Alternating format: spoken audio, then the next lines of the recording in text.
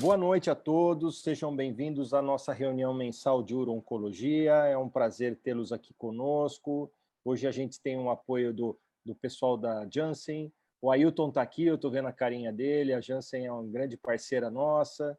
E eu não sei se tem mais alguém, eu não estou vendo na sala por enquanto aqui. O Ailton não tinha te visto, desculpa. Ah, o Ailton está ali, ó. Primeirão aqui. Tô aqui. Acabei de chegar de São Paulo também, viu? Sejam muito obrigado pelo patrocínio aí, pela ajuda, viu, Ailton, nessa oportunidade. E hoje, pessoal, nós teremos aqui duas grandes palestras aqui, temos dois grandes nomes aqui da uro-oncologia do Brasil aqui. Estamos aqui com o Dr. Hamilton Zampoli.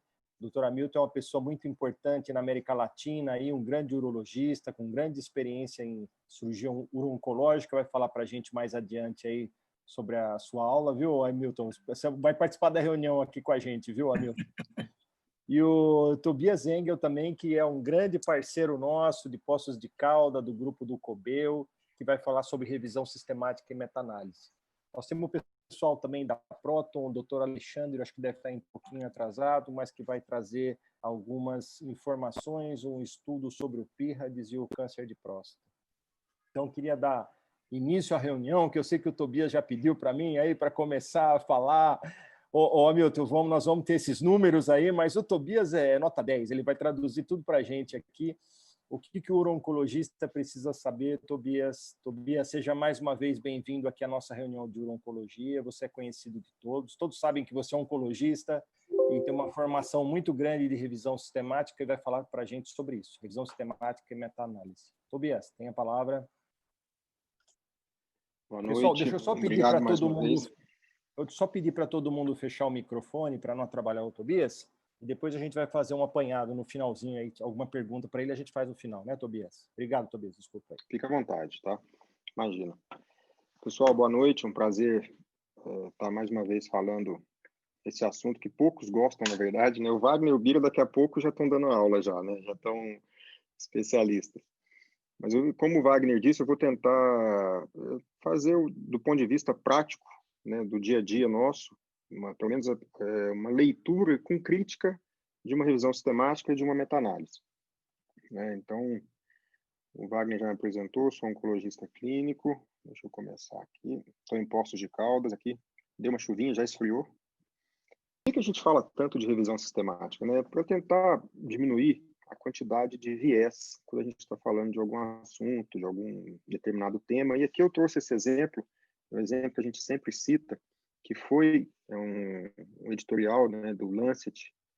Isso aconteceu em 2003, mais ou menos, onde dois grandes nomes da oncologia no mundo aí falavam ou a favor ou contra de um determinado medicamento, nesse caso a mifostina, um defendendo que a mifostina deveria ser usada no tratamento como radioprotetor, né? Enquanto que o James Overgaard falava que não deveria usar.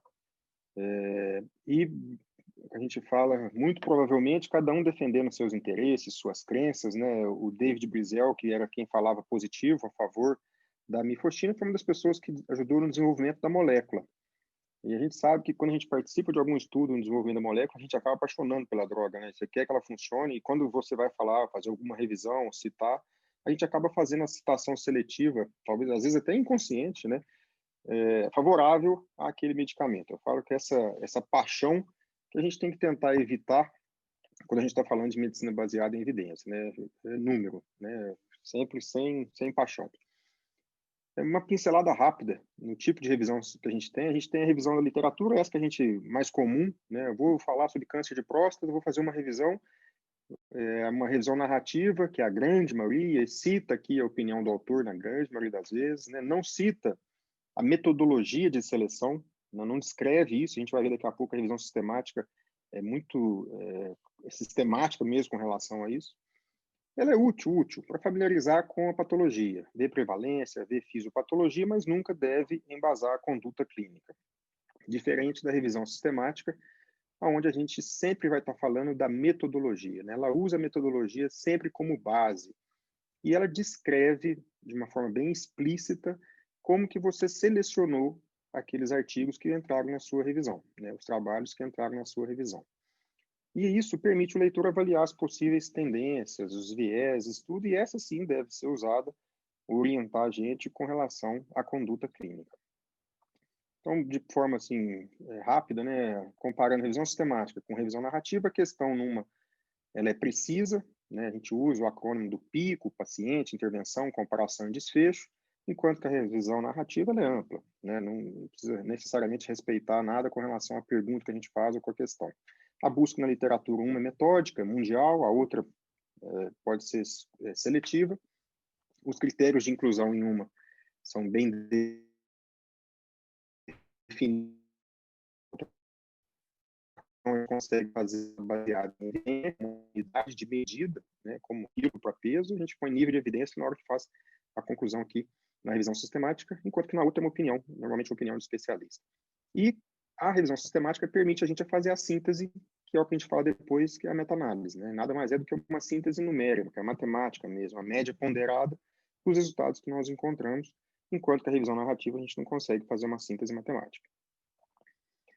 Bom, a questão, quando eu falei, a pergunta, na revisão sistemática, ela segue esse acrônimozinho do PICO, né? E esse PICO, ele serve, a gente fala PICO, que é paciente, intervenção, comparação e desfecho, né? Vamos dizer assim, um tipo de brincadeira que eu sempre faço com os alunos é aquela pergunta se existe alguma coisa boa ou ruim em medicina, né? E todo mundo responde que tem alguma coisa, né? Captopril para insuficiência cardíaca, né? E, na verdade, é uma pergunta que induz você a responder alguma ou sim ou não, se é bom ou se é ruim, mas na verdade a gente tem que estar sempre avaliando a comparação, se é melhor ou pior do que alguma coisa, né? E para isso a gente usa esse PICO. Então, paciente, intervenção, comparação com o desfecho, né? E o desfecho que vai ter. Isso serve para tratamento, diagnóstico, prognóstico, etiologia, avaliação econômica. Sempre a gente tem que focar em fazer a pergunta bem estruturada, porque depois a gente consegue achar a resposta de maneira bem objetiva. A busca na literatura, como eu disse, tem que ser mundial, a seleção dos estudos ela é pré-definida antes, a extração de dados, síntese na meta-análise, e ela tem que ser atualizada. Muito bom. Então, um exemplo aqui com relação à revisão sistemática, o exemplo de pergunta, né? Essa foi uma revisão sistemática que a gente fez, tem grandes nomes aqui da urologia, como Birajara, já está aqui no meio, né? O Otávio, o pessoal do Cobel, onde nós fizemos aqui, ó, essa foi uma revisão sistemática meta-análise de estudos randomizados, controlados, que compararam a eficácia dos eventos adversos de químio, hormonioterapia, né? Então, na época, usava terapia de deprivação androgênica, mais ou menos docetaxel para pacientes com câncer de próstata, hormônio NAVE, né, em primeira linha de tratamento metastático. Uma pergunta bem definida, já fala qual paciente que a gente vai incluir na revisão sistemática, né? A busca, nós fizemos uma busca ampla, mundial, como tem que ser, em todas as bases de dados, grande parte dessas bases de dados a gente sabe que é gratuito, e isso tem que estar descrito na revisão sistemática, né? Eu sempre, parece que a gente está chovendo no molhado, falando isso várias vezes, mas não são todos que descrevem, tá, gente? Então, aonde você fez a busca tem que estar descrito, inclusive nos congressos das especialidades. E o termo que foi usado à busca, né, que eu acho que é o grande pulo do gato, tá? Vamos dizer assim, um detalhe importante e que existem alguns mecanismos, principalmente no PubMed, que a gente digita a palavra, se você digitou errado, ou ela está armazenada de uma forma diferente, no PubMed ele mostra para a gente qual que está a forma armazenada, a forma correta, que é no mesh. Então, que está aqui, mesh termos. Então, você coloca androgênio ou deprivação e ele vai mostrando para você como que você vai combinar essa palavra para tentar achar o maior número de estudo possível e o grande detalhe, né, não deixar de incluir um estudo que deveria ser incluído, né? Eu falo que você fazer a busca, encontrar 1000 artigos, incluir é fácil, difícil é excluir, porque de repente às vezes você exclui algum que deveria estar, né? Então a parte mais difícil é sempre a negativa. Bom, a seleção previamente tem que ser definida, a gente tenta o melhor desenho metodológico, se é estudo randomizado para tratamento, né? Se é estudo padrão ouro para exame, diagnóstico e assim por diante. Cada tipo de pergunta tem um tipo de estudo que vai responder para a gente de forma mais adequada. A extração de dado, o ideal é que sejam sempre por dois, né? 2 revisores independentes, Nem sempre se consegue fazer isso, a gente sabe que todo mundo no dia a dia acaba um fazendo, o outro só revisa, né? Mas o ideal seria que fizesse por 2 independentes. E a gente segue da Cochrane esse modelinho de como que você fez, encontrou os estudos e por que você excluiu, com uma lista dos estudos que foram excluídos. Então, por exemplo, na primeira busca encontramos 1000 estudos, depois foram removidos alguns que eram duplicados, alguns que eram, a gente fala de salam size, né, que estudou a mesma coisa, só que pegou o paciente e falou efeitos colaterais em pulmão, efeitos colaterais em coração, efeitos colaterais no fígado, só para ter volume de publicação. A gente sabe que isso é muito comum no Brasil, principalmente, onde se valoriza nas grandes universidades a quantidade, não a qualidade do que publica. Então, a gente vê muita publicação duplicada. Só estudo randomizado, controlado, com desenho paralelo, que comparava DT mais quimio ou sem quimio, né, só DT sozinho, e o tipo de participante. Então, só incluiu pacientes com mais de 18 anos que tinham diagnóstico confirmado histológico ou citológico. Os endpoints também, outra observação que aqui eu gosto de chamar a atenção, não só com o endpoint em si, né? A gente tem que valorizar aqueles endpoints que padrão ouro, né? Então, sobrevida global, sobrevida de progressão, qualidade de vida. Os intermediários a gente nem valoriza tanto, mas mais importante é como foi definido esse endpoint no estudo, porque isso varia também. Sobrevida global nem tanto, mas sobrevida de progressão a gente sabe que tem progressão clínica, progressão bioquímica, progressão, né? Tem um monte. Então, tem que estar bem definido quando a gente faz, para não ter confusão na hora de extrair o dado do estudo. Tá? Nem sempre o estudo coloca como ele considerou essa progressão. A gente sabe que, principalmente quando se trata em próstata, né? Parece a qualidade dos estudos publicados em próstata e sempre a definição, às vezes, de progressão 0,2, 0,04, ou duas duplicadas, cada um usa de um jeito, né? É o samba do crioulo doido, né? O Birajara pode até falar isso melhor do que eu. Quando a gente chega nos resultados, eu vou passar aqui, depois eu volto na hora de falar de meta-análise, que são esses resultados, separar, e para cada tipo de resultado, eu tenho uma unidade de medida. Por exemplo, eu tenho um resultado de evento dicotômico, aquele evento que sim ou não. Por exemplo, eu vou usar determinado medicamento para ver se ele inibe náuseas e vômitos. Curto e grosso, sim ou não. Eu vou ver se há o efeito tóxico de algum determinado remédio, alopécia, sim ou não. Enquanto que no dado contínuo, que é esse de baixo, ele depende de tempo. Então, análise de sobrevida livre de progressão, tudo que tiver tempo, eu vou ter que usar o contínuo. Aqui em cima, eu uso uma unidade de medida que é o odds ratio, ou risk ratio, enquanto que aqui embaixo eu uso o hazard ratio, e aí é completamente diferente, e eu vou mostrar isso já já na curva de sobrevida. Eventos quantitativos medianas e médias, lembrando lá da nossa graduação, né? O problema é que aqui é um pouco também do inglês, tá? Às vezes tem uma confusão de median, né? Então as pessoas confundem um pouco média e mediana, e que também pode influenciar na hora de fazer a nossa síntese de dados. A gente costuma dizer, né, que é importante a gente sempre buscar a diferença absoluta dos resultados, não a diferença relativa. Essa tabelinha é uma tabelinha que a gente fala 2 por 2, 80% da medicina baseada em evidência, acho que se resume nessa tabela, tá? Porque dela sai todas as contas que a gente faz e consegue medir o impacto de um determinado tratamento, de um determinado efeito no final. Então, vamos pegar, por exemplo, um estudo aqui, eu vou mostrar para vocês como que existe uma diferença gritante quando eu falo de redução relativa ou risco relativo em relação ao risco absoluto. Essa aqui foi uma matéria, na época, uma droga contra o colesterol, que saiu no New York Times, como uma droga que diminuía 50%. Né? Você tinha 50% menos o risco de sofrer de um infarto ou precisar de uma angioplastia. Tá? Isso foi em 2008. Eu vou mostrar para vocês como que 50%, na verdade, é 1. Tá? Então, se a gente pegar o estudo original que determinou, o que serviu de base para essa manchete, foi o estudo da rosuvastatina, publicado no New England, e vamos tentar montar aquela tabelinha 2 por 2, que é pegar aqui o número de cada braço, vamos dizer assim, né? Então, do braço tratado, 8.901 pacientes, enquanto no placebo também, 8.901, e no endpoint primário eu tinha 142 pacientes com o efeito, vamos dizer assim, com efeito esperado, né, com o desfecho primário, enquanto que no outro eu tive 251. Então, passando isso para a tabelinha. 8.901 de um braço, braço experimental, 8.901 do braço controle, positivo eu tive 142 de 251. Até aqui não tem segredo nenhum. Quando eu faço a proporção do braço experimental, o que é isso? Né? 142 por 8.901, eu tenho que 1,6%. Quando eu faço a proporção do braço controle, 251 por 8.901, 2,82%. E se eu fizer a redução do risco relativo, que é um sobre o outro, né, que é um dado que normalmente a indústria adora, uma redução de 56% em relação ao controle.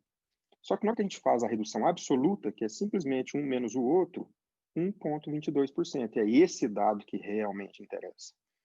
E vou mais, se a gente fizer a conta do NNT, que é o número necessário para tratar, que é 1 sobre a redução do risco absoluto, eu tenho que tratar 82 pacientes para que um tenha o benefício nessa prevenção de infarto ou angioplastia. Cada especialidade médica, gente, ela tem um NNT aceitável, tá? Então, na Infecto, esse NNT é bem mais baixo, naturalmente. Então, a gente considera que eu tenho que tratar, por exemplo, 6, 7 pacientes para que um tenha o benefício com determinada droga, antibiótico, etc. Tá? Na cardiologia, se a gente vai tratar hipertensão, permite que você tenha um NNT maior. Então, a gente tem, por exemplo, antihipertensivos com NNT é de 120. Tá? Então, tem muita gente, às vezes, tomando... vou dar o exemplo do captopril, mas não necessariamente é ele, mas tomando o captopril, achando que está tendo uma efetividade, né, em prevenir infarto ou diminuir a pressão, né? Mas eu tenho que tratar 120 para que um tenha um benefício real com a droga. Tá?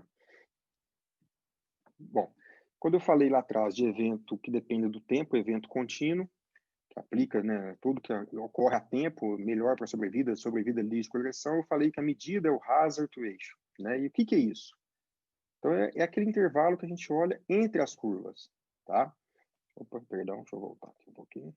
Então, eu não posso, por exemplo, falar sobrevida global diferente com 24 meses, tá? Isso não é o ideal, porque eu posso, se me interessa falar a diferença com 48, onde as curvas estão mais distantes, eu vou falar de 48. O certo é você falar do começo ao final do estudo, quanto que foi essa diferença entre as curvas, essa área entre as curvas. Isso é o hazard ratio. Mediana é diferente de média, como eu falei aquela hora, né? Evento quantitativo. Então, se a gente pegar aqui essa lista de números aqui, a mediana é 5, enquanto que a média é 10,2, completamente diferente. Então, sobrevida de progressão, quando eu falo que a sobrevida aqui, ela em mediana de 50, ou seja, quando 50 pacientes ou faleceram, saíram do estudo, normalmente faleceram, eu tinha num braço com 9 meses, enquanto que o outro nem foi atingida a sobrevida mediana. Né? Enquanto que na sobrevida em um ponto, eu coloco isso num determinado ponto específico e isso pode selecionar ou pode enviesar a análise de acordo com o seu interesse. Eu quero falar, ó, a sobrevida em 18 foi excelente para determinada droga, enquanto que de 6 não foi tão diferente assim, né? Parece óbvio, tá, gente? Mas vocês vão ver que muita gente comete esse erro ou induz a gente a fazer essa análise. A gente tem que ter atenção para o ITT, né? O que é isso? A intenção por tratamento. Então, na hora que você vai ler um artigo, importante você ver se todo mundo, principalmente estudo de tratamento, se todo mundo que foi incluído no estudo, ele foi seguido até o final do estudo. Tá? Às vezes isso não acontece. A gente teve um exemplo de uma droga para câncer de bexiga, não sei se era uma segunda linha de câncer de bexiga, não estou lembrando agora de qual medicamento era, o estudo já tem até uns 8, 9 anos, vocês me lembrem aí se eu estiver enganado, que ele fez, em vez de fazer análise por intenção de tratamento, ele fez análise por protocolo, e era de tratamento. O que ele fez? Né? Os pacientes que tinham toxicidade, ele tirou da análise no final, até chegar no resultado que deu ganho de sobrevida para determinada droga. Tá? Então, isso é um viés grande. Se foi duplo cego, se avaliou a redução do risco absoluto e não de risco relativo, se fez análise de subgrupo, né? E se essa análise de subgrupo foi pré-planejada anteriormente, que isso é importante a gente definir bem também. Não sou contra a análise de subgrupo, desde que tenha um sentido científico, né? E foi pré-definida anteriormente. Vou dar outro exemplo, né? A gente tem um exemplo de uma determinada droga para hipertensão também, que na hora que o autor mandou para a revista para submissão, ele falou, olha, eu gostaria que você fizesse análise de subgrupo para essa droga antihipertensiva. tá? Isso é dado real, eu tenho, inclusive, a revista que foi feito isso, revista de impacto, e o autor falou, olha, tudo bem, eu acho que não deveria fazer porque a análise de subgrupo enviesa, mas se vocês quiserem, vocês vão ter que publicar todas que eu fizerem, que fez, inclusive, para signo. Então, a droga funcionava para peixes, não funcionava para ares. Tá? Vocês torturam o dado, ele mostra o que você quer. Então, tem que tomar muito cuidado com a análise de subgrupo. Bom, falando um pouquinho de revisão sistemática, agora vamos entrar na parte matemática mesmo, né, a síntese de meta-análise, né, que entrou só no PubMed de 2000 até 2019, tá? Isso eu fiz a busca fazendo câncer ou neoplasia, ok? Agora, se a gente fizer a mesma busca e filtrar só para estudo randomizado, em 2000, eu tinha que ler 10 estudos por dia para me manter atualizado em um determinado tema de oncologia, tá? Então, hoje, vamos ver aqui a minha tela. Opa. Em média, 17, 18 estudos tem que ler por dia. Isso incluindo Natal, Réveillon, feriado, né, sábado, domingo. Então, é humanamente impossível. E a gente fala que isso, o estudo, na verdade, ele é só uma parte do quebra-cabeça. Né? Isso a gente está falando só de estudo randomizado em câncer. Tá ok? Então, o número de meta-análise que foram publicadas também aumentaram, mas de maneira bem menor. Não tem nem comparação. Se você conseguir ler uma meta-análise 2 no dia, você consegue estar bem, desde que ela tenha qualidade, você consegue estar bem mais atualizado, vamos dizer assim. Meta-análise, então, tem várias definições. A gente coloca que é um método estatístico que junta os dados, faz uma média ponderada dos estudos que você incluiu na revisão sistemática. Existem vários programas para isso. Eu, particularmente, gosto muito do Review Manager, né, que é da Cochrane, fácil de mexer, não tem segredo nenhum. Existe meta-análise de comparação direta e indireta com relação vamos pensar assim, o tipo básico de meta-análise. Né? Quando eu faço uma meta-análise de comparação direta, é quando eu pego mais de um estudo fazendo a mesma comparação. Né? Não tem segredo nenhum. Então, por exemplo, eu quero estudos paralelos que comparam palonosetron, que é o antiemético, com outro inibidor de serotonina. Todos os estudos têm que ter esse parâmetro de comparação. Enquanto que a indireta, não. Mais de um estudo e eu só tenho um comparador em comum. Então, aqui, por exemplo, eu tenho A comparando com C, com B e com D. No caso, o A era o interfero, a gente tinha sunitinib, trastuzumab, sorafenib, placebo, né, todos comparando com o interfero, essa meta-análise de comparação indireta. Bom, fez a revisão sistemática, pegou os dados, colocou no computador, no programinha, ele cospe para a gente esse tabelinho, esse gráfico aqui, que é chamado de forest plot. Alguém interpretou como parecendo uma árvore na floresta, né? Olhando por cima esses pontinhos aqui com os intervalos de confiança. Então, esse pontinho é representado aqui do lado. Então, nesse caso, risk ratio, análise fixa, 0,81. De um lado, intervalo de confiança, do outro intervalo de confiança. A linha de nulidade, então o estudo encostou aqui, deixa de ter significância estatística. A gente sempre coloca nome com o ano, braço que foi tratado, braço controle, o peso que esse estudo teve na análise, tá? Então, e isso, quem determina esse peso, o programa ele fala, ó, dependendo do tamanho de amostra, dependendo do intervalo de confiança se for mais estreito, e assim por diante, o resultado final, aqui embaixo representado pelo losango sempre, aqui o famoso P, que muita gente ainda segue pelo P, né, mas não deveria, com análise de heterogeneidade. Então, aqui, por exemplo, o I ao quadrado é igual a 56, de forma arbitrária, definiu-se que até 25 eu tenho uma análise sem heterogeneidade dos dados, de 25 a 50, moderado acima de 50, um estudo com grande heterogeneidade. De novo, falando da heterogeneidade, esse aqui foi um estudo que a gente fez, uma meta-análise recentemente publicada, apresentada no Congresso na ASCO-GU esse ano, foi, acho que talvez um dos últimos congressos que a gente teve a oportunidade de participar presencial, né? Foi logo antes do Carnaval, depois disso já veio a pandemia. Também foi feito com o pessoal aqui do Cobel, com o Wagner, com o Bira, e a gente avaliou a eficácia dos VEGFR no paciente com câncer de rim operado, tá? Eu falo que esse é o melhor dos mundos, quando você faz a análise, né, consegue incluir todos os estudos, e aqui embaixo você olha assim, a diferença entre eles com relação à heterogeneidade zero, tá? Isso aqui, para a gente que faz um trabalho, fala, puxa, eu consegui, não, ou os dados são tão fiéis a ponto de dar uma heterogeneidade zero com análise sobre vida global. Então, mostrou, olha, realmente, fazer qualquer um deles, não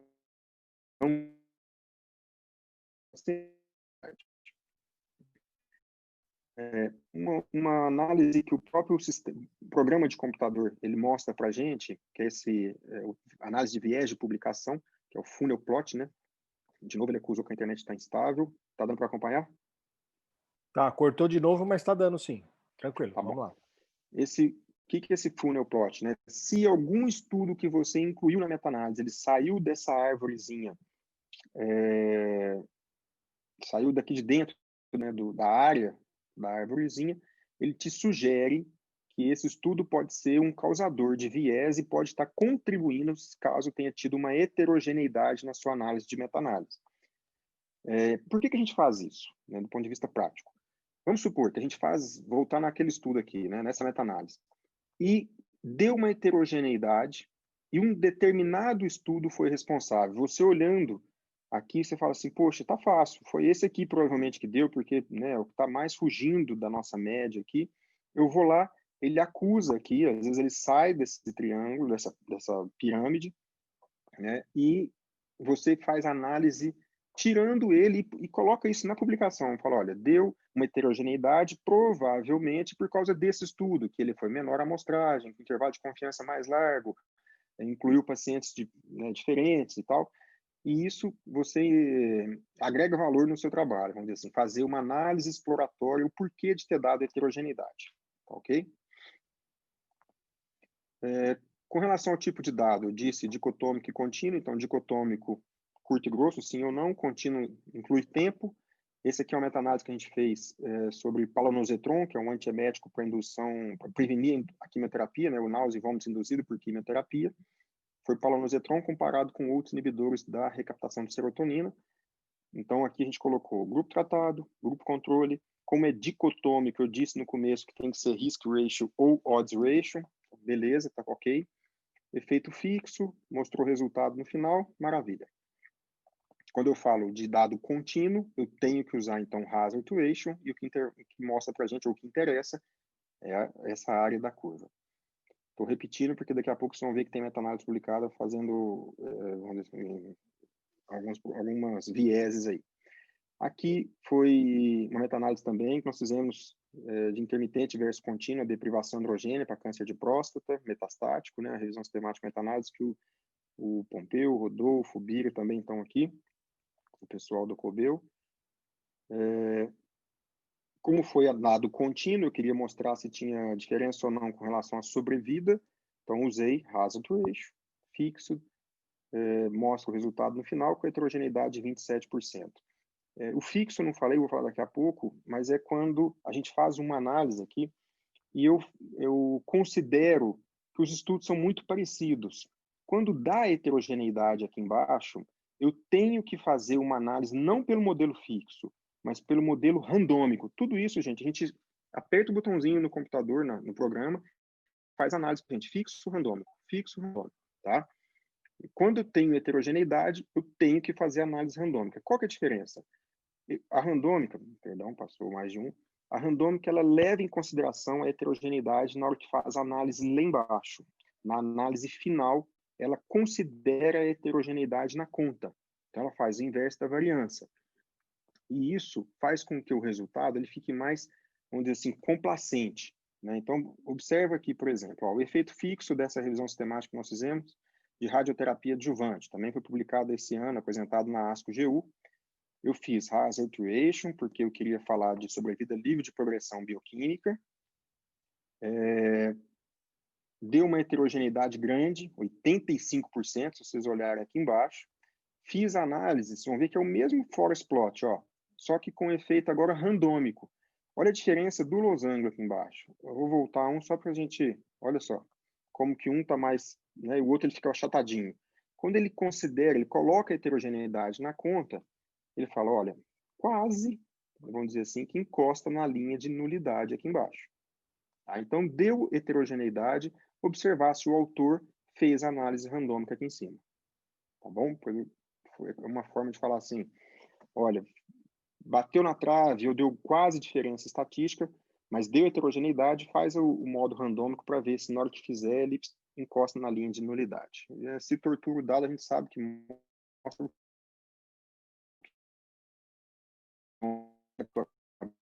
essa análise é relacionada à parte de URO, vocês me desculpem, mas é um exemplo que eu vou dar de como que a gente pode torturar o dado com os mesmos artigos, tá, gente? Essa meta-análise, o dia que eu estava fazendo, eu avaliei uma droga que é o bevacizumab, todo mundo conhece, a eficácia dela mais quimioterapia em câncer de pulmão. Tá? E nesse mesmo ano, só para vocês terem uma ideia, teve meta-análise aqui que foi publicada com diferença de uma semana. Tá? Depois vocês podem checar. Então não tinha como, ao mesmo tempo que eu publiquei, passou uma semana, entrou a outra no PubMed. Até achei estranho, falei, nossa, parece até cópia. Tá? Só que com resultados e conclusões diferentes. Mas você fala, como que pode uma coisa dessa? Então, vamos lá. A primeira meta-análise, ele fez aqui, ó, eficácia e segurança de bevacizumab em câncer de pulmão não small cell, né, não pequenas células, e ressecável. E me chamava a atenção porque ele falava assim, poxa, dava diferença, né? Só que ele colocou aqui embaixo e aqui em cima, eu não falei que dado contínuo de sobrevida tem que ser hazard ratio. O cara já coloca risk ratio. E mais, ele coloca um forest plot de taxa de sobrevida global em 2 anos. Ele escolheu o ponto da curva para colocar lá, tá?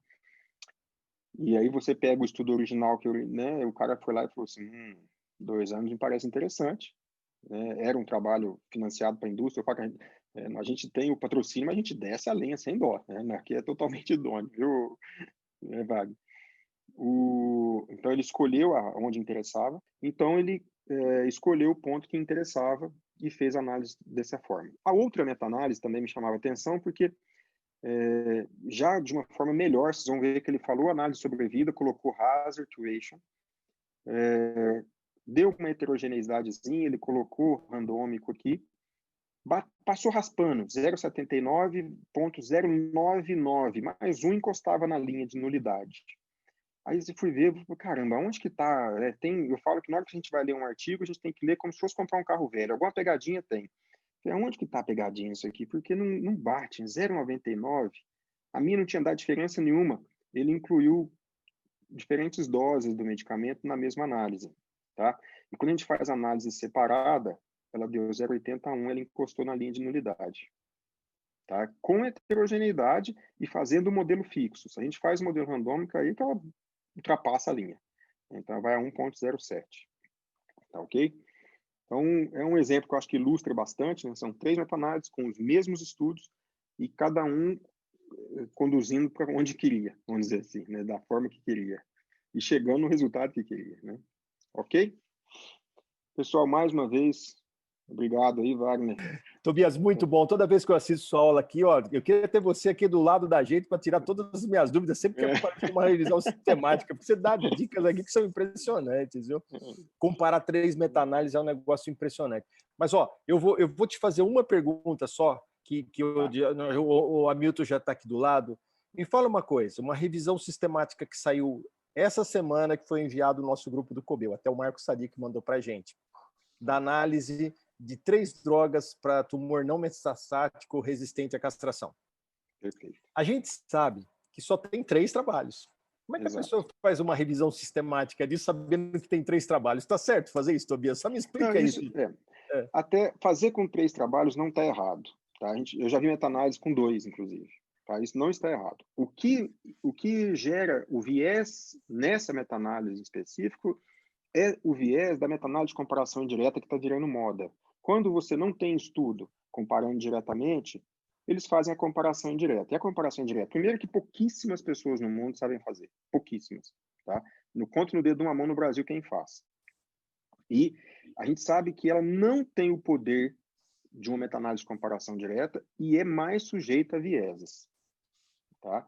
Então, infelizmente, de um tempo para cá, a gente começou a ver muita meta-análise de comparação direta para tentar publicar logo e agradar a parte interessada, que normalmente está financiando a meta-análise. Tá? Tá. Interessante, Tobias. Muito bom. Comparação direta é muito difícil confiar, porque eu sei que o viés é muito... Cortou um pouquinho, Tobias. Eu acho que eu não entendi essa última frase. Também não. Sim. Imagina o seguinte, olha. Eu mostrei... Tá ouvindo ou não? Agora Sim, tô. agora sim. A meta-análise de comparação direta, o grau, o poder de você enviesar é muito grande, é muito fácil. Tá? Primeiro que pouca gente vai ler e vai saber criticar. Já começa por aí. Né? Então, muita coisa que você manda, as pessoas já não criticam tanto.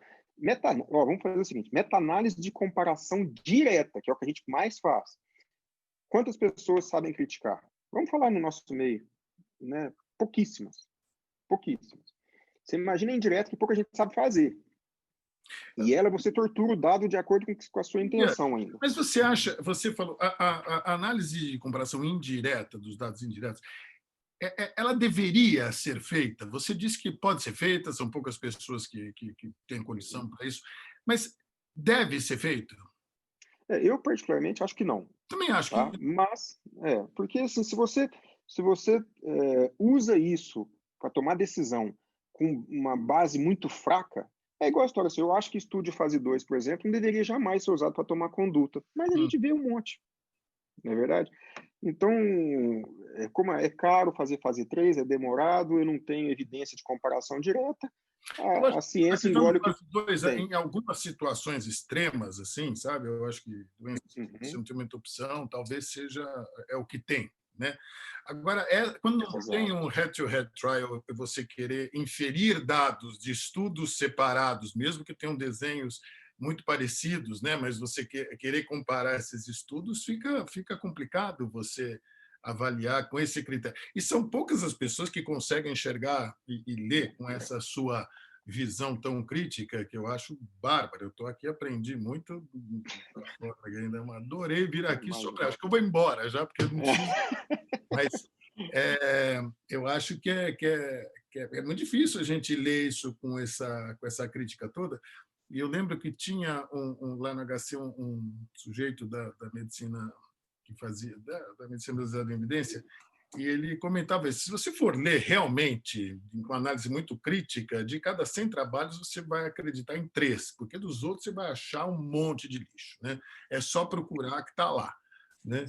Então, eu acho que a gente tem que aprender isso mesmo, né? Porque senão a medicina vira medicina baseada no interesse. Né? Hamilton, você falou que você já ia embora. Você não vai embora, não, Hamilton. Você vai dar a próxima palestra aqui, Hamilton. Não, agora é sacanagem. Pelo amor de Deus, o que é isso?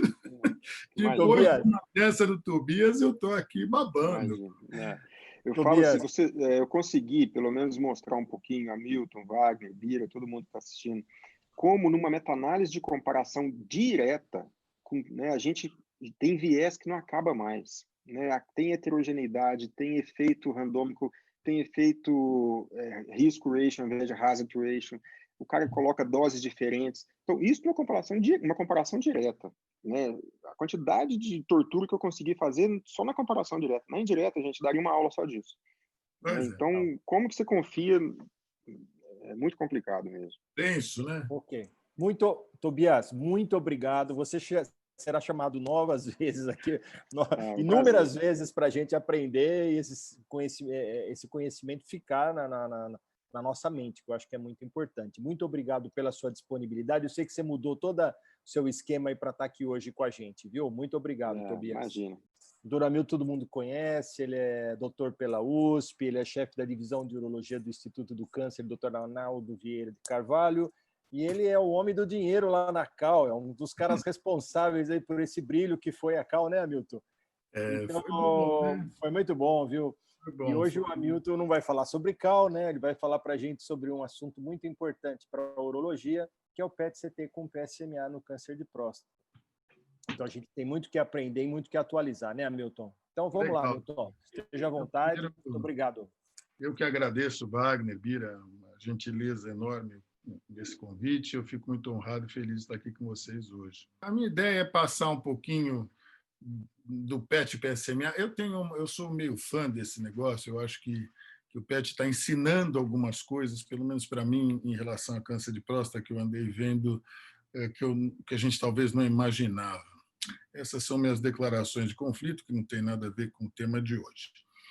Bom, o antígeno prostático específico da membrana da célula de câncer de próstata é uma proteína transmembrana que está altamente expressa em câncer de próstata. essa expressão vai aumentar de acordo com a agressividade. Quanto mais indiferenciado, ainda dentro de uma SINA, mais indiferenciado ele vai expressar mais PSMA, tumores de alto grau, doença metastática, recorrência da doença e até na doença castração resistente. Na célula normal da próstata, essa proteína está basicamente transmembrana e uma porção intracitoplasmática. Ela não tem nenhum domínio extracitoplasmático. Quando começa o câncer, essa célula muda.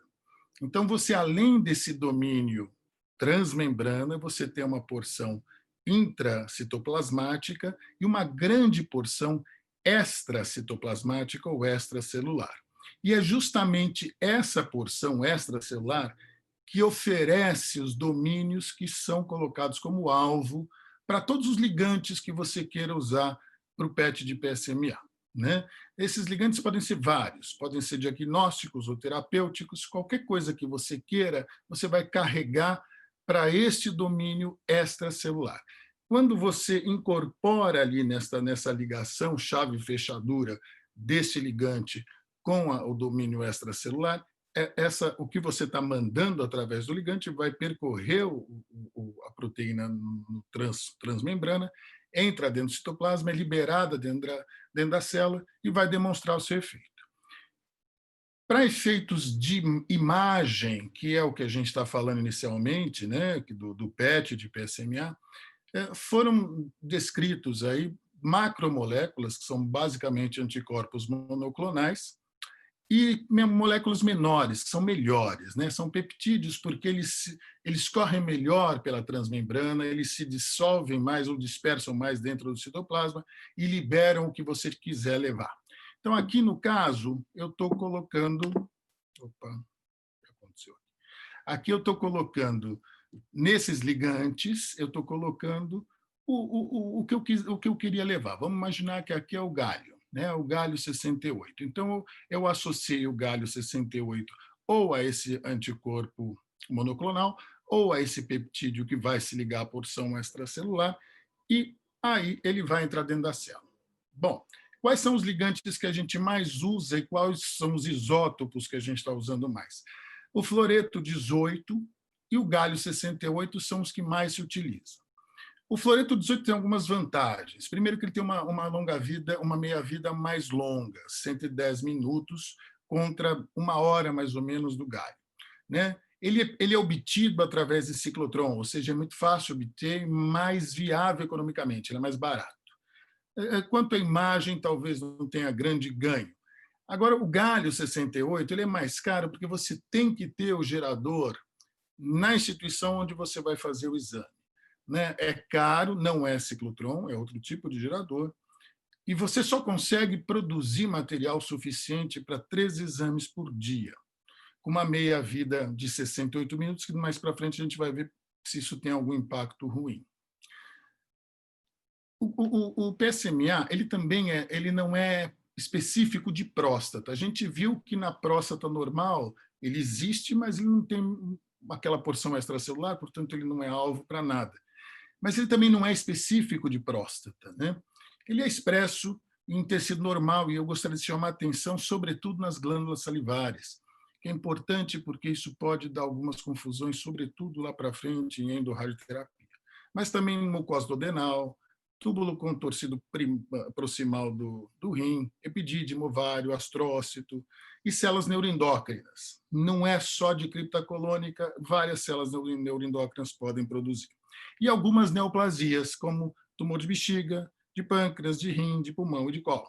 Existem alguns pacientes, curiosamente, eu vi no Einstein, que mandaram, alguns colegas que mandaram pacientes com tumor de rim já para fazer PET de PSMA, e eles estão fazendo levantamento no Einstein, justamente desses grupos de pacientes de rim, por ter expressão de PSMA. Eu não acho na literatura alguma coisa ainda contundente a respeito, mas que existe essa expressão, existe quando existe tumor de rim. Né? E os falsos negativos, sobretudo quando se usa o galho, a gente está falando em tumores neuroendócrinos ou com uma variante neuroendócrina importante. Quando a gente tem pouco volume tumoral, tumores próximos de expressão fisiológica do PSMA e tumores, talvez, com uma agressividade menor. Aqueles falsos positivos, em geral, são linfonodos perto do tronco cilíaco ou áreas mais fisiológicas. E daqui vem já uma primeira coisa que a gente tem que lembrar. Quando a gente tem um tumor ruim, e a gente sabe que você tem um câncer de próstata com variação neuroendócrina, a gente sabe que esse tumor é ruim. E às vezes você pede o PET-PSMA e ele vem negativo. Esse é o paciente que a gente deve considerar um PET de FDG. Tá? E quando você tem, então, alguma variedade histológica mais agressiva e diferente do que a gente espera para um câncer de próstata, não esqueça que o PET-FDG pode funcionar para esses doentes e o PSMA não. Tá? As limitações que a gente enfrenta hoje é a baixa disponibilidade, custos, regulação. Quem está em processo, os Estados Unidos já não está regulado até o momento, né? E quando se usa o galho, um tempo de meia-vida muito curto, né? E falta muito estudo prospectivo e controlado e nos diversos âmbitos de indicações de PET de PSMA. Quais seriam as indicações que a gente busca hoje em dia e que, de uma maneira talvez até empírica, a gente está usando? Ele pode ser usado para diagnóstico, estadiamento, reestadiamento, detecção da recorrência bioquímica e talvez para terapia em pacientes de câncer de próstata.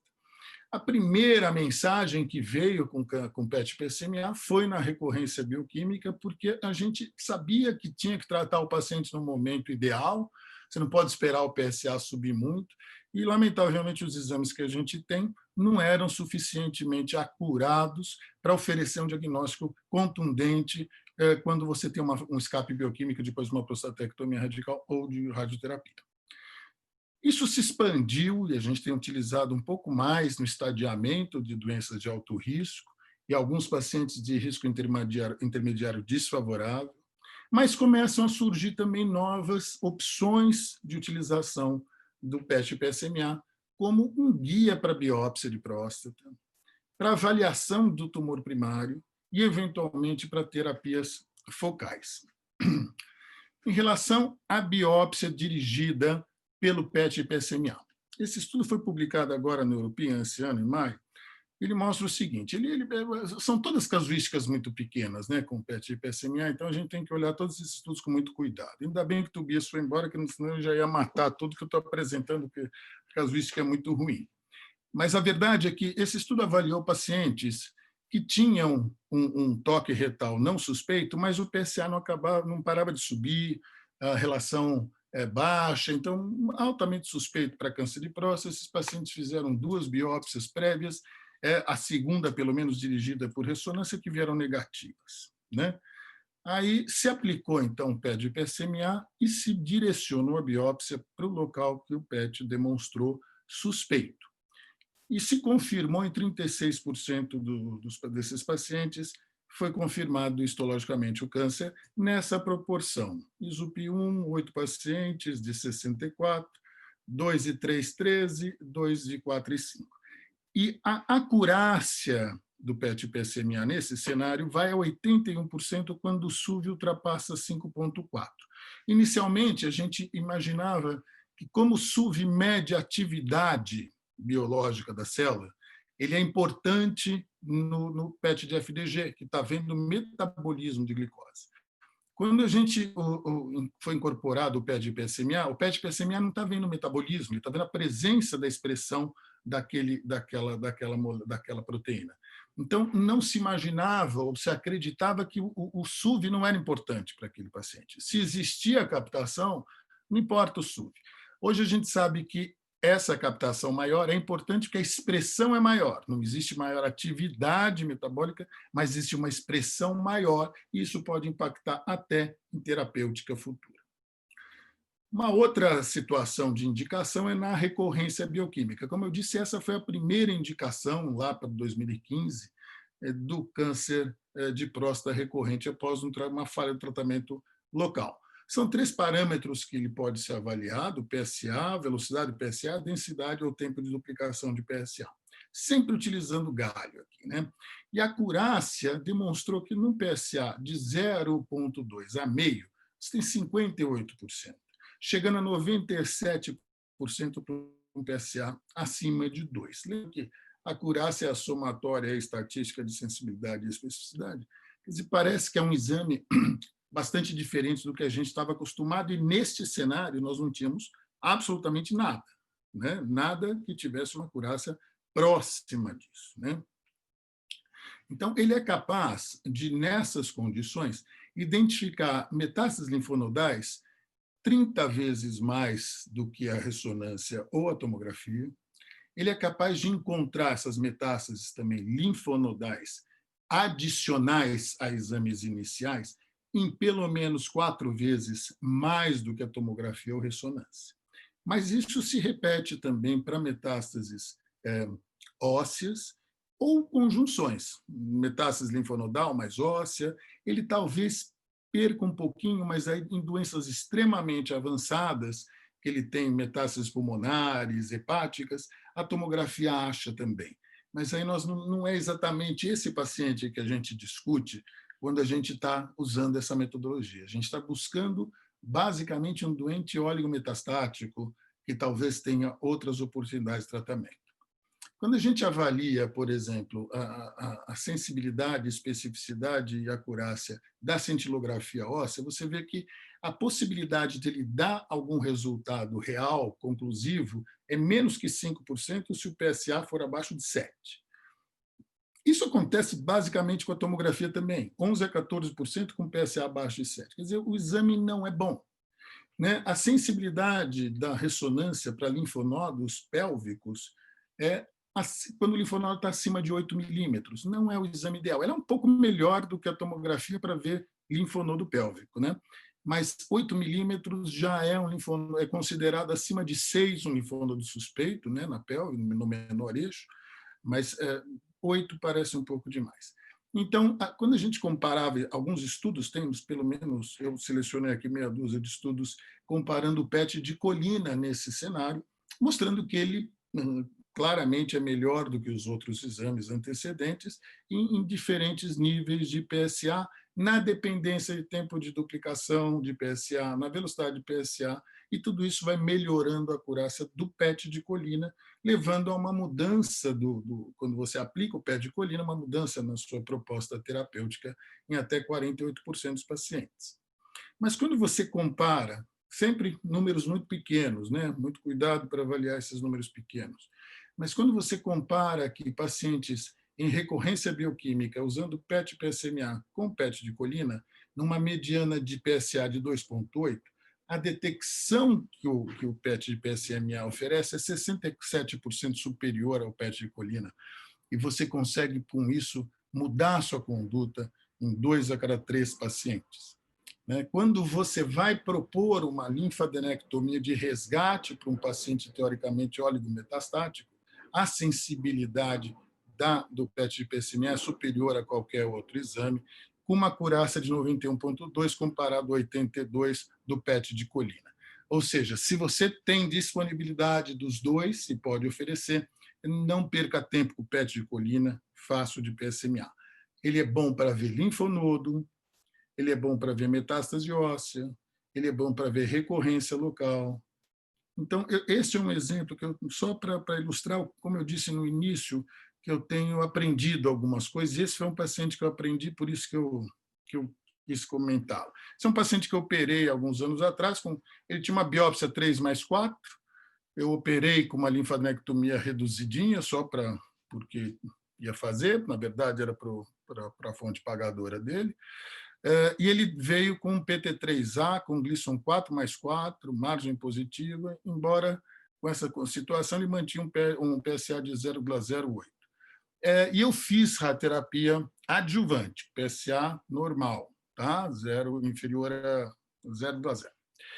Esse paciente, então, 5 anos depois, o PSA escapa, né? Então, ele já tinha feito cirurgia e radioterapia. E com 0,68, ele tinha um PET. Aqui nós estamos em 2016, o PET chegou aqui no Brasil em maio de 2016. Ele tinha uma cintilografia negativa e ressonância negativa, ele aceitou fazer o PET, E o PET mostrou um linfonodo, na verdade, ilíaco do lado esquerdo, e um ali que parecia a transição do ilíaco para inguinal, ali na fossa oval, do lado direito. Tá? Mas ele apresentou essa lesão pulmonar. Então, a colega lá, Kemi, que faz esse exame lá no Einstein, ela falou, olha, eu acho que escapou o contraste, o elemento quando a gente colocou na veia, eu vou repetir o exame dele, porque às vezes escapa e vai para o pulmão. E ela repetiu e continuou exatamente o mesmo resultado, e quando a gente olha na tomografia, você não vê lesão nenhuma. Aí eu discuti esse caso com um monte de gente, falei, imagina, isso não existe 0,68 de PSA, o paciente, não existe metástase pulmonar num paciente desse. Né? Mas é um cara esclarecido, a gente conversou e ele foi para uma ressecção dessa lesão. E o anátomo veio, na verdade, uma metástase de tumor de próstata, né? Que não seria nem pensada se não fosse o PET e o PSMA. Ou seja, por isso que eu acho que a gente está aprendendo alguma coisa um pouco diferente do que a gente já estava acostumado. E mesmo no PET não brilhou em outros lugares. Então, tinham 2 linfonodos lá embaixo e essa metástase pulmonar, o que é realmente fora da curva. Em relação ao estadiamento primário de linfonodos, a gente também pode usar tanto o galho quanto o fluoreto, tem uma sensibilidade muito boa, especificidade muito boa, talvez perca um pouco essa acurácia quando os linfonodos acometidos têm menos de 5 milímetros. Né? Esses resultados são influenciados pelo glisso, pelo PSA e pela presença de padrões adversos do câncer de próstata. Então, naqueles tumores bonzinhos, Gleason 6 e 7, 3+4, vai ter, a gente espera que tenha uma expressão menor de PSMA do que dos Gleasons 8, 9 e 10, ou 7 sendo 4+3. Né? E com PSAs maiores, a gente, obviamente, espera uma expressão maior do PSMA, o que ajudaria a fazer esse diagnóstico. Mas olhem que interessante, esse é um estudo prospectivo, novamente chama atenção ao número de pacientes, o N é muito pequeno, mas é o que tem na literatura. Então, você veja, esse grupo ele é um grupo alemão que tentou utilizar o PET-PSMA para fazer diagnóstico do status linfonodal desses pacientes no cenário pré-operatório, para pacientes de risco intermediário e alto. E ele demonstrou ser uma boa ferramenta. Ele tem um valor preditivo positivo de 88%, ou seja, quando ele dá positivo, 88% dos pacientes são de fato positivos. Um valor negativo, preditivo negativo de 82%, são os verdadeiramente negativos, escapa um pouquinho, é uma boa ferramenta, mas tem as limitações do galho. Então, esse é o grupo de Milão, que eles pegaram e tiraram o galho dali e colocaram o cobre 64 no ligante do peptídeo lá que eles utilizaram para fazer esse PET de PSMA. E também um estudo prospectivo, uma casuística baixa, para o mesmo grupo. Né? E olha o resultado usando o cobre. Uma especificidade de 100%, valor preditivo positivo de 100%, significa que o que deu positivo é 100% de chance que é positivo. E dos 93% que deram negativos, vai escapar 6% aqui que são positivos. Então, o exame é um espetáculo. E por quê? Porque a meia-vida do cobre é de 12 horas contra 1 hora do galho. E o que eles fazem? Eles fazem esse exame, depois que eles fazem a primeira aquisição, eles fazem uma nova aquisição 4 horas depois da primeira. E, com isso, eles conseguem aumentar muito a qualidade e a interpretação dos resultados. Por isso que a gente tem esse resultado melhor de acurácia e valores preditivos positivos e negativos com o uso do cobre 64. Para avaliação de metástase, agora a gente entra num cenário problemático, na verdade, né? Porque, na verdade, clinicamente, a gente tem muito pouca evidência de como que a gente deveria incorporar o PET de PSMA para o estadiamento inicial desse paciente. Né? Nós não temos nenhum dado clínico comparativo, tudo que a gente sabe até hoje está baseado nos old fashions, em tomografia, em ressonância, em cintilografia óssea. Mas o PET tem uma acurácia superior. Então, talvez para alguns pacientes seja interessante. Esse grupo do Dr. Roach é um grupo australiano. A Austrália, junto com a Europa, possivelmente a Alemanha e a Austrália, são os lugares onde mais se utiliza PET-PSMA hoje.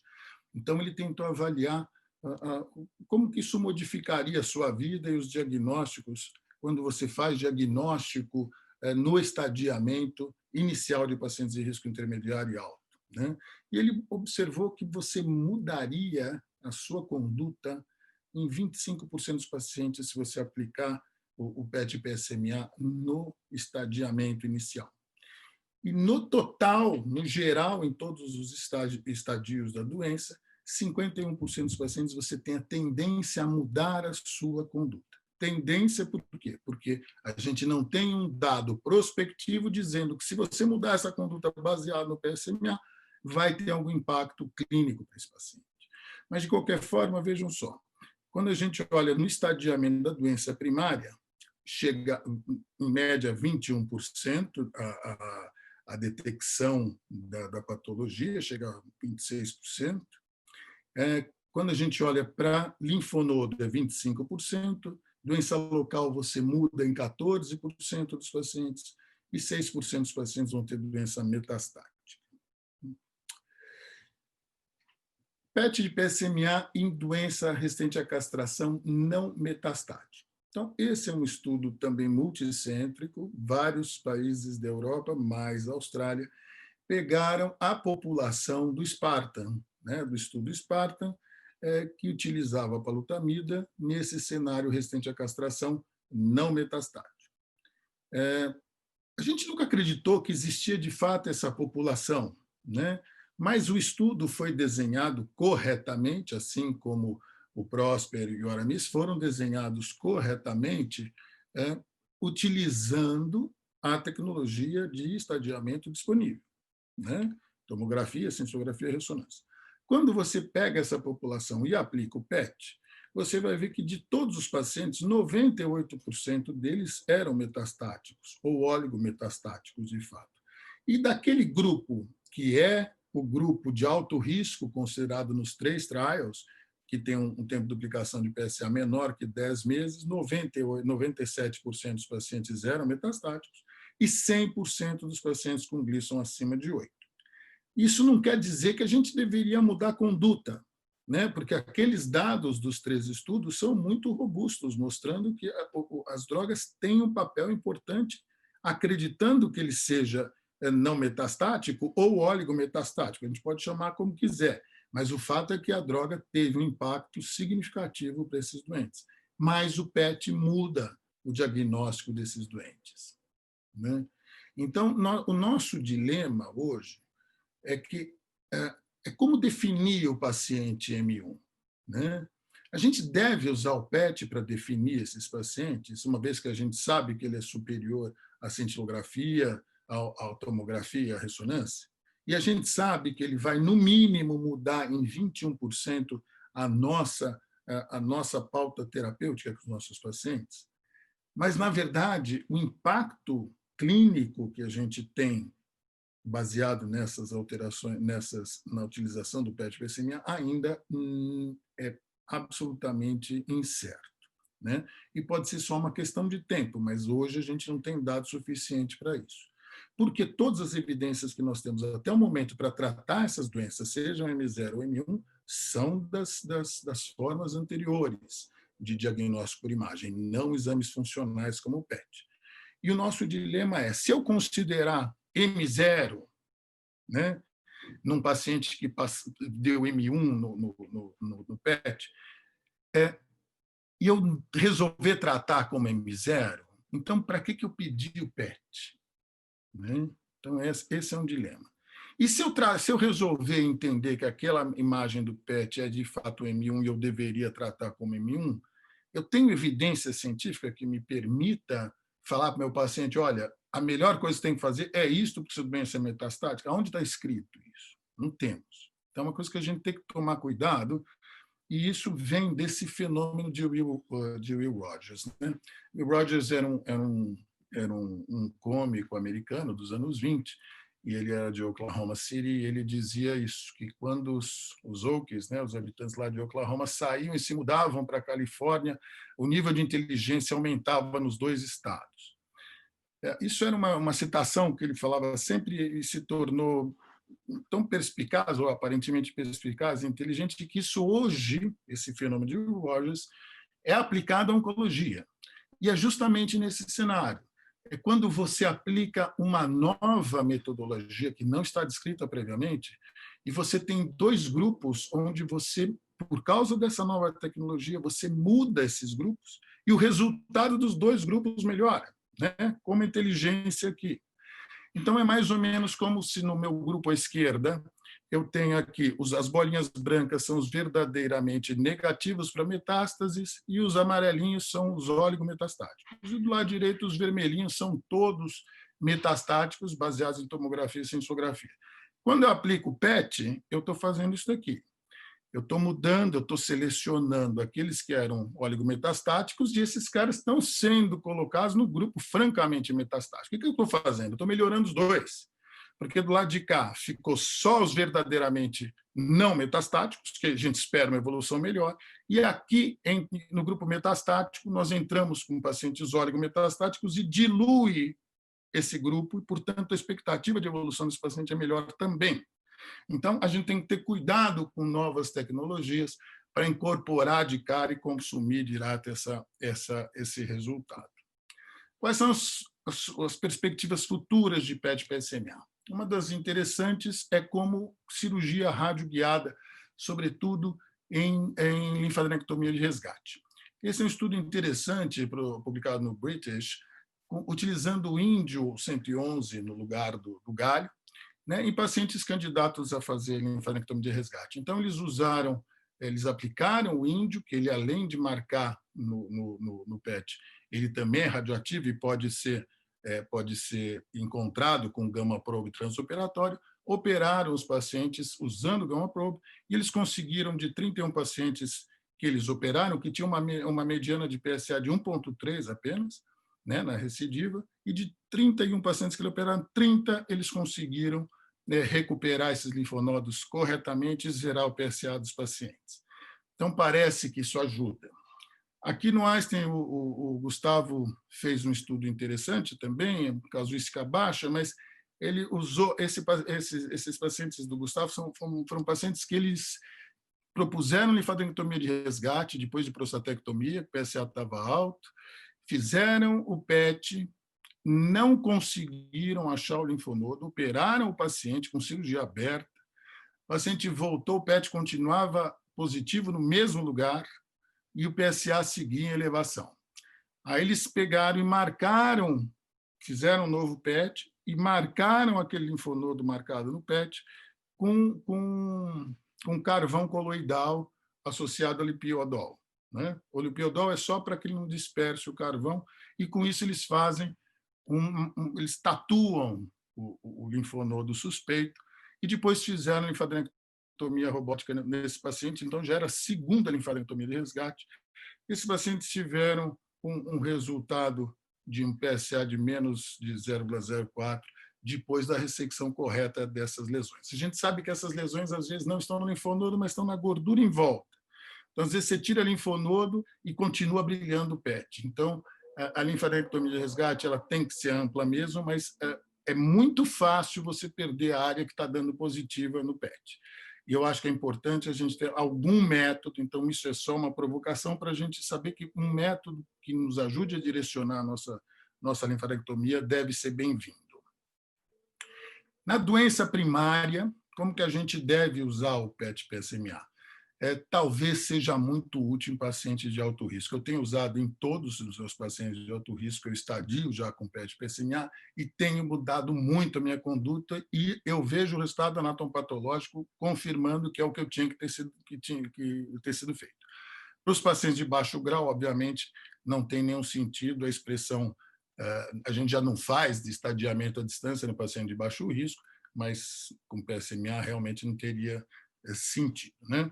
Então, talvez ele ajude a nos dizer se a gente tem que ser mais ou menos agressivo em relação ao tumor primário ou até excluir aqueles pacientes para um tratamento mais localizado diferente, né? Então, quando você compara o PET com outras formas de estadiamento, a gente mostra que o PET é melhor realmente para estadiar o paciente. Mas, uma vez mais a gente não tem dados ainda suficientes para dizer que isso deve ser utilizado a mil. Mas vejam só essa vida prática real. O paciente chega, tem 64 anos, um T2C no toque, um PSA inicial de 8,9, um Gleason 4+4, todos à esquerda, e um PIRADS 4. Nenhum linfonodo, doença só dentro da próstata. Eu digo, não, eu quero um PET. E eu fiz o PET PSMA. E o PET mostrava uma doença bastante importante do lado esquerdo, o extravasamento extraprostático, tendência a pegar a vesícula seminal esquerda e a gordura pararetal esquerda. Além disso, um linfonodo esquerdo, né? Então, isso muda a sua conduta? Se eu fosse operar esse paciente baseado nos exames prévios, eu ia fazer linfadenectomia do mesmo jeito, estendido do mesmo jeito, mas localmente a minha cirurgia seria o que eu fiz.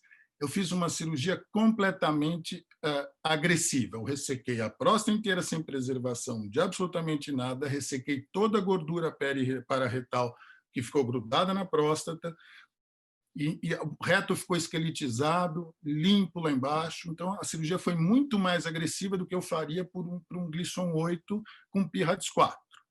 E ele veio no final aqui com Gleason 4+5, um 9, vesícula seminal esquerda comprometida.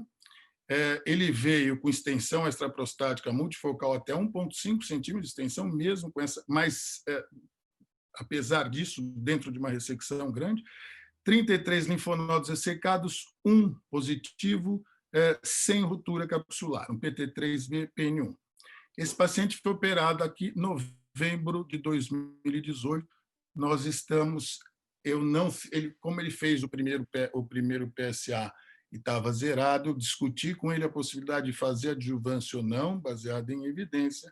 Ele preferiu, ele é um sujeito que na verdade, é sogro de um diretor lá do Oswaldo Cruz, e ele optou por ficar no segmento. E, com toda essa condição desfavorável, ele continua com PSA indetectável 2 anos depois.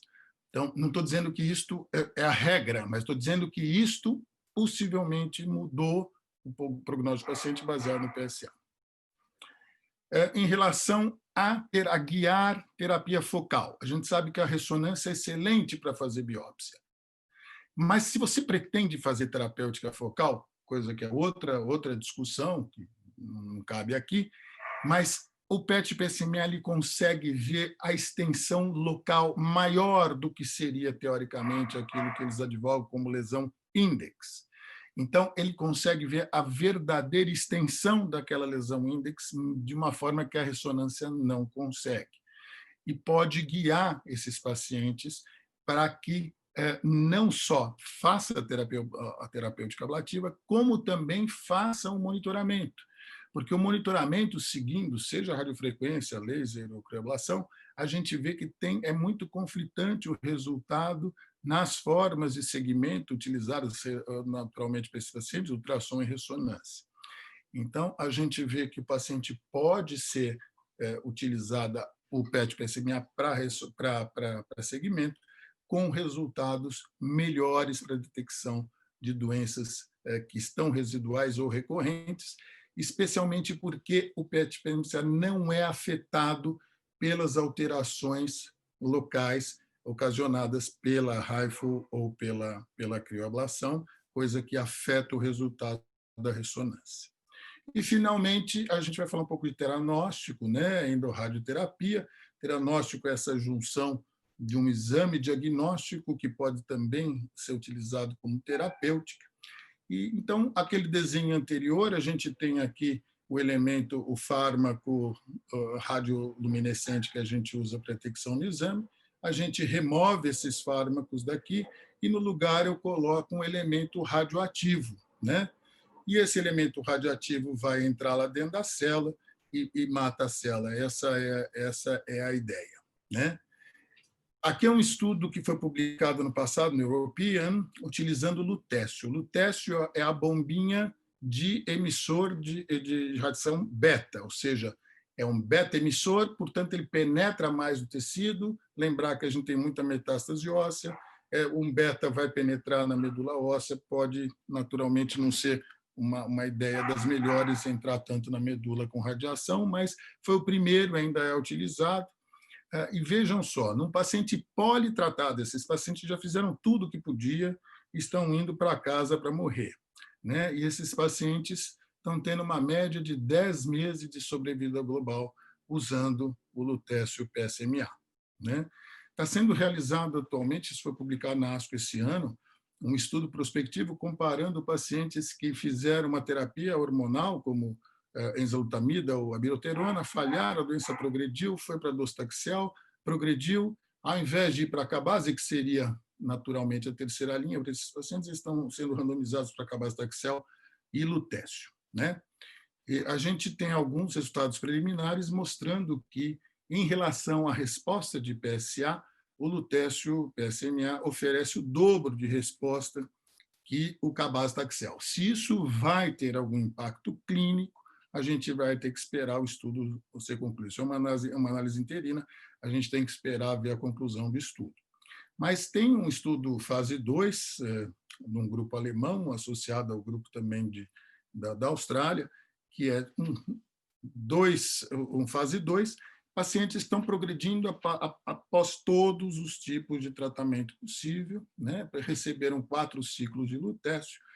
O endpoint primário era a resposta de PSMA considerada mais de 50% de declínio, toxicidade avaliada e a resposta imaginológica desses pacientes. O principal efeito adverso desse tratamento é xerostomia, boca seca. Vocês lembram que eu falei que tem uma expressão fisiológica importante em glândula salivar, e essa é a principal queixa dos pacientes em relação a esse tratamento.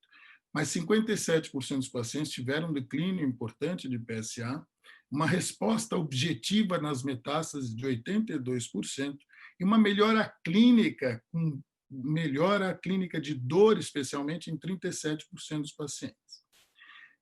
Esse foi o primeiro e mais impactante, foi um brief report que eles fizeram dos 2 primeiros casos, esse é o grupo de Heidelberg, e eles fizeram um report com 2 pacientes usando actínio PSMA, tiraram o lutécio, botaram o actínio com emissor alfa, penetração mais curta, par de células, né? Então, pegaram esse report, foram dos 2 primeiros pacientes.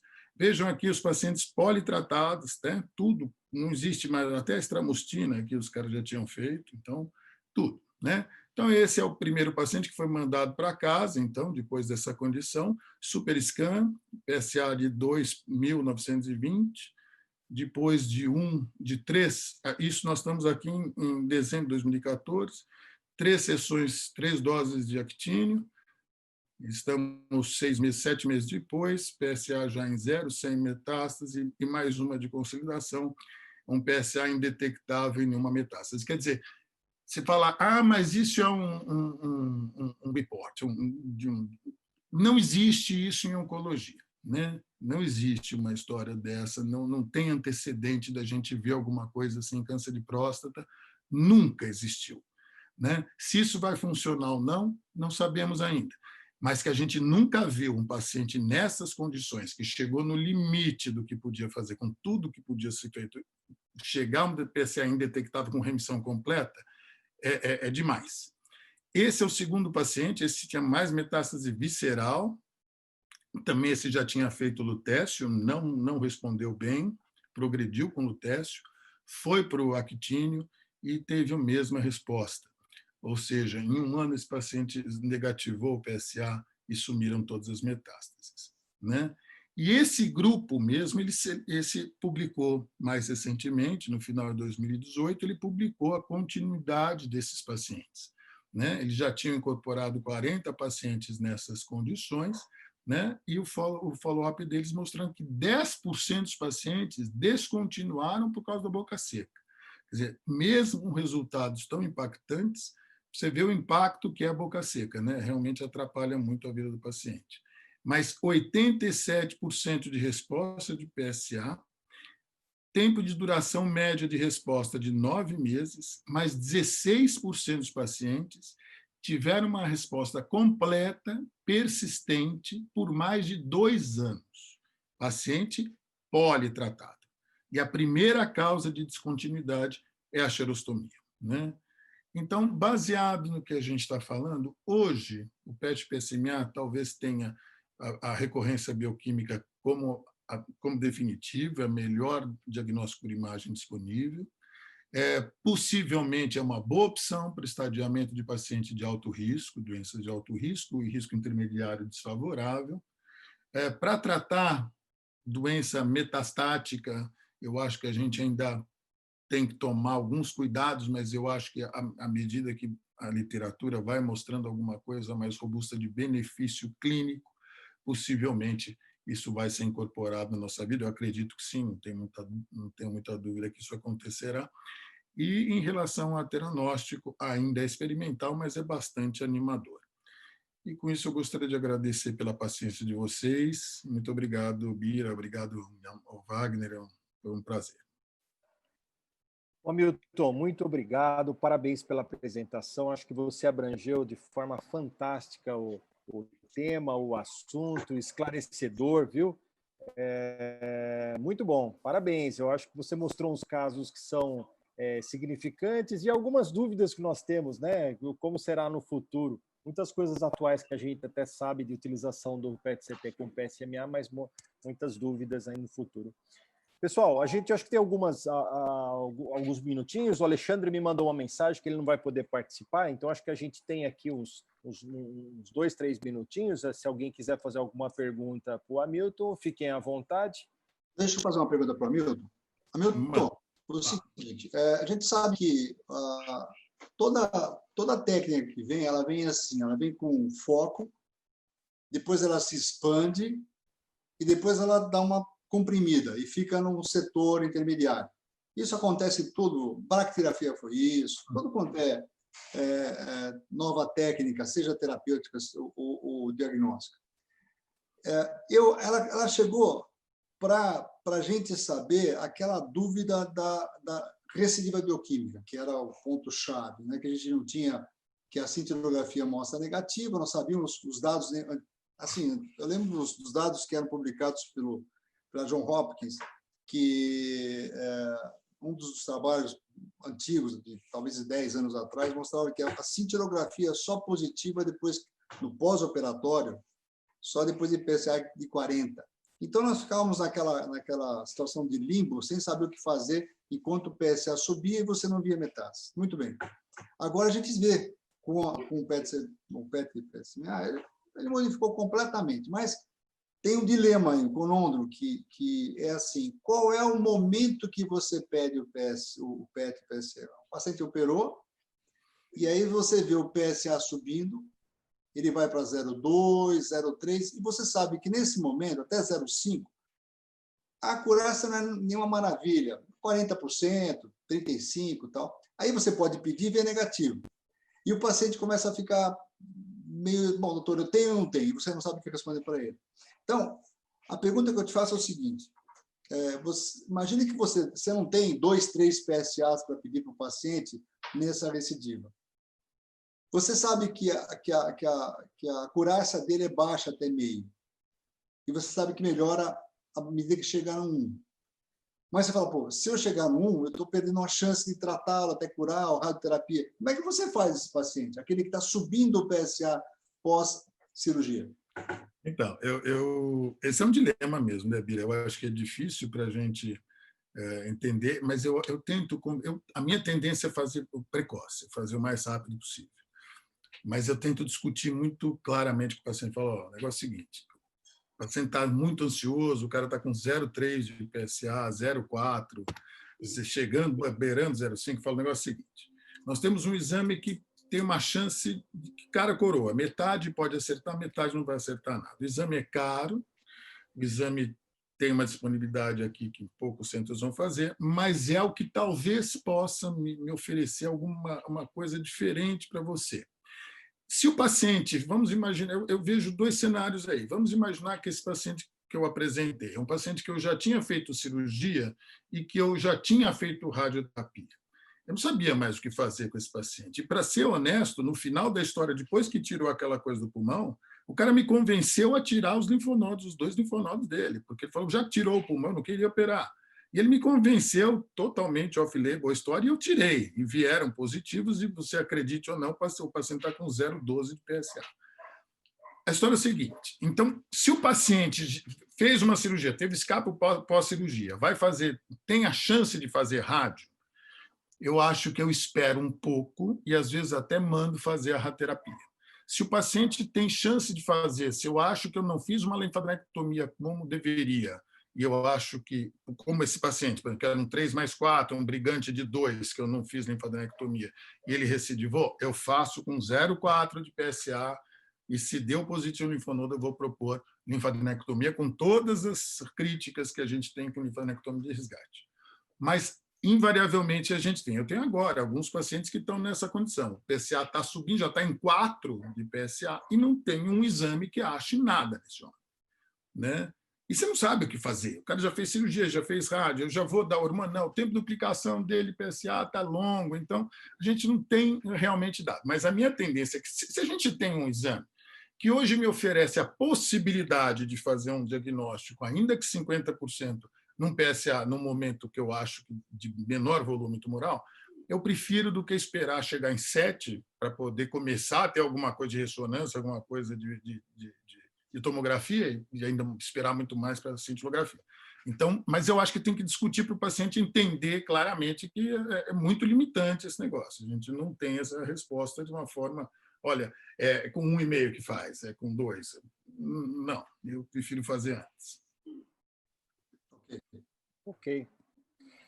Pessoal, não sei se alguém tem mais alguma pergunta, mas eu vou deixar o encerramento para o Birajara aqui, porque, Hamilton, muito obrigado pela participação. Eu estou com uma outra reunião começando do Congresso Paulista.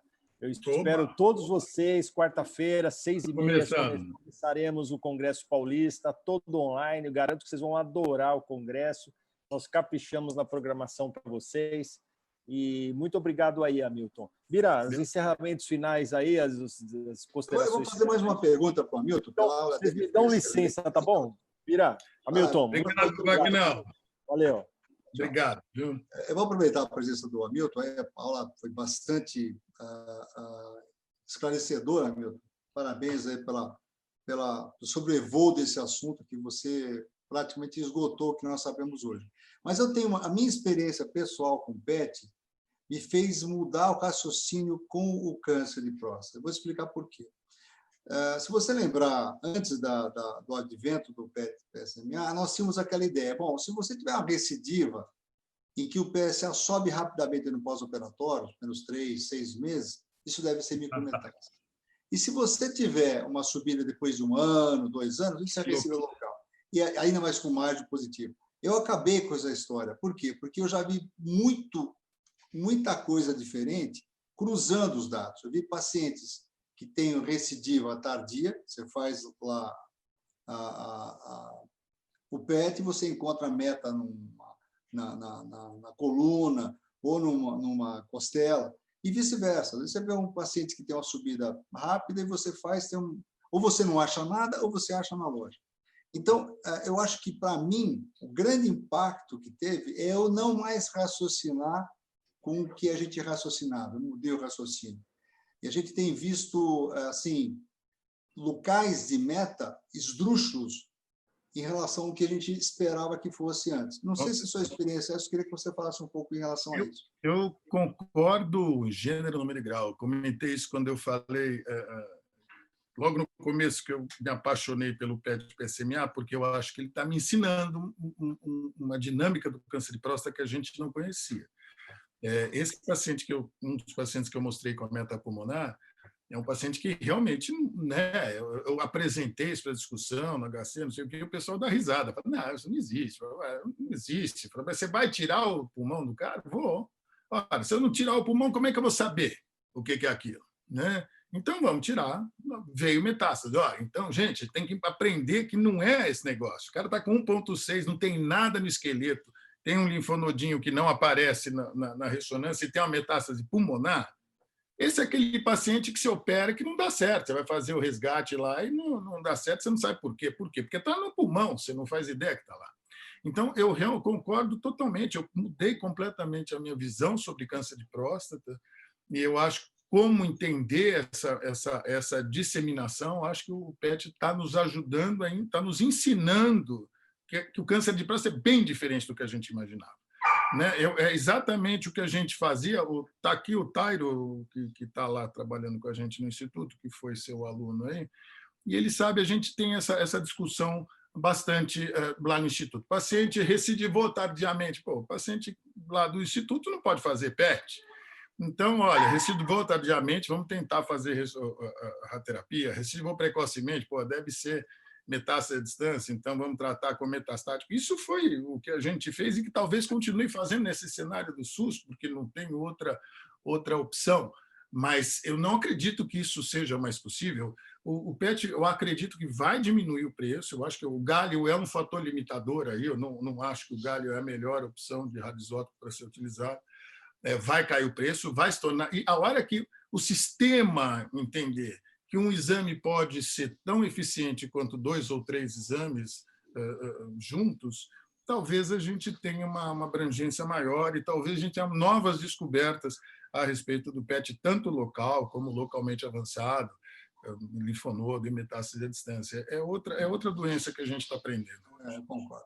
Não, vou ter que inventar esse ano, vamos ver como é que nós vamos fazer, mas logo mais vai ser um segredo. Depois a gente fala o que a gente vai fazer, tá bom? Obrigado. Senhores, muito obrigado, boa noite. Obrigado, viu, Birão? Agradeço, foi um prazer estar com você, adorei. Ailton, muito obrigado pelo patrocínio de vocês, sempre presente. Aí a Janssen é uma apoiadora de bons eventos. Obrigado a todos pela participação. Um abraço, Birá. Tchau, abração, exemplo. Até mais. Tchau, tchau. Tchau, tchau.